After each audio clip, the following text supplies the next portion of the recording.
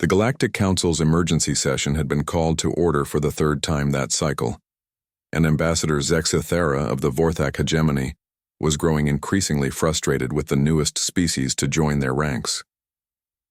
The humans sat quietly in their designated section, their representative, a middle-aged woman named Dr. Sarah Chen, casually reviewing what appeared to be personal correspondence on her datapad.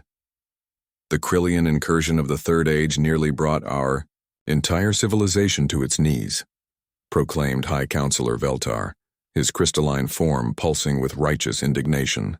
Billions perished in the stellar bombardments. Entire star systems were reduced to cosmic dust. It took us 7 centuries to recover from such devastation. Murmurs of sympathy rippled through the assembly. The Krillian Wars were legendary. A conflict so brutal and comprehensive that most species used it as their benchmark for absolute warfare. The Altarians still held memorial services for their fallen every solar cycle. The Kethmar had built their entire military doctrine around preventing another such catastrophe. Indeed, added Speaker Mordoon of the Centaurian Alliance, his 6 arms gesturing emphatically. The great cleansing war that consumed our homeworld for 3 millennia remains the defining tragedy of our people. We speak of it in hushed tones, for its horrors echo through our collective memory. Dr. Chen looked up from her pad with what appeared to be mild interest. I'm sorry. What are we discussing exactly? The chamber fell silent. Ambassador Zexthara's throat sacs inflated with indignation. We are sharing our species' most catastrophic conflicts, human, so that you might understand the gravity of warfare and why the Council's military protocols exist. Ah. Chen nodded politely. Well, that's thoughtful of you, though I have to ask, when you say 3 millennia, do you mean consecutively or with breaks? The question seemed to confuse Mordoon. Consecutively, of course, the devastation was... Right, got it. Chen made a note on her pad.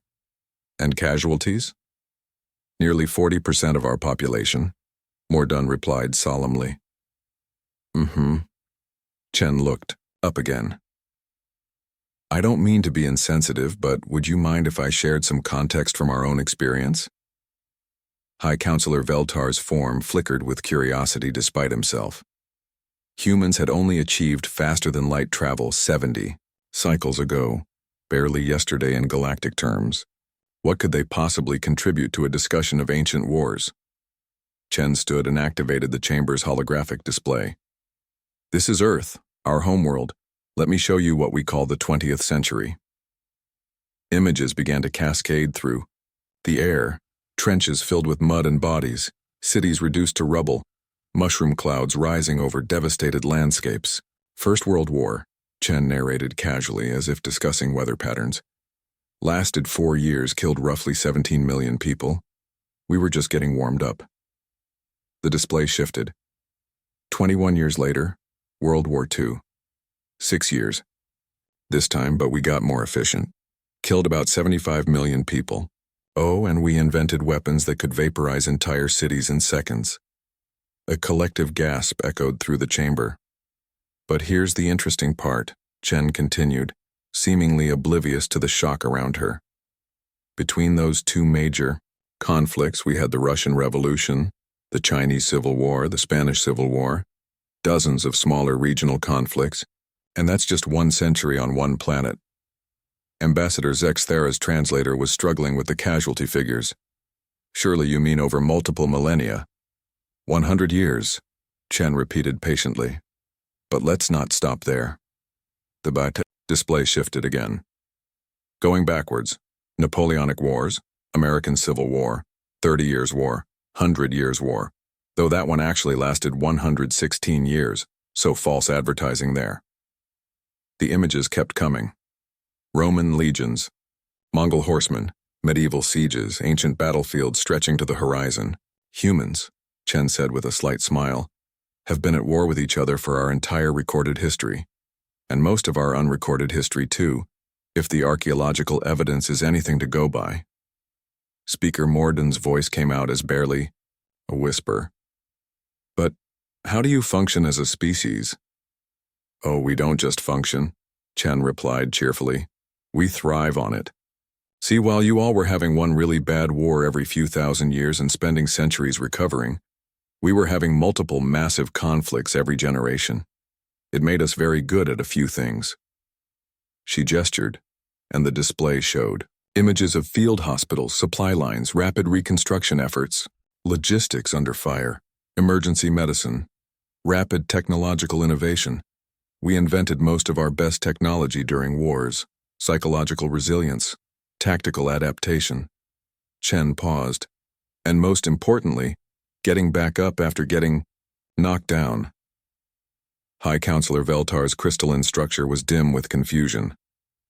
But the trauma, the cultural scarring, oh, we have that too, Chen acknowledged. But we learned to carry it differently. See, when war is your Tuesday, you don't spend centuries mourning it. You learn from it, adapt, and prepare for Wednesday. She switched off the display and returned to her seat. Which brings us to why I'm here, actually.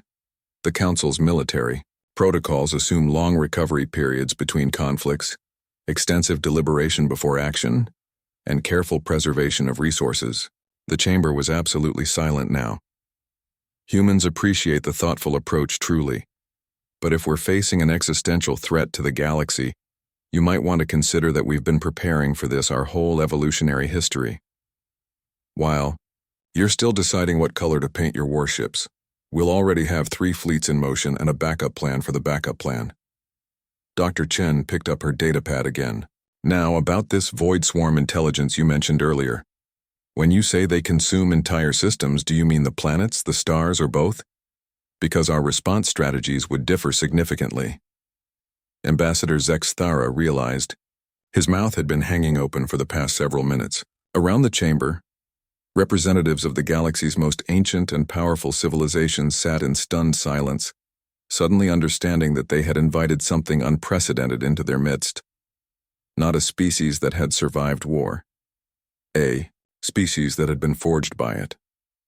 And somewhere in the vast darkness between stars, an ancient hunger that had devoured countless civilizations was about to learn why humans called their worst conflicts Tuesday.